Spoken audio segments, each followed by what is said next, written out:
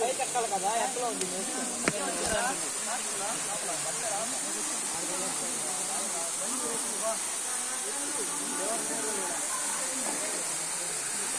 చేసుకో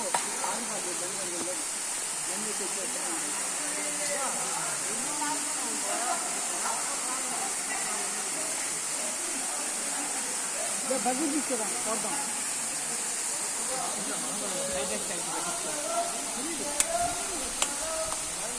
దగ్గర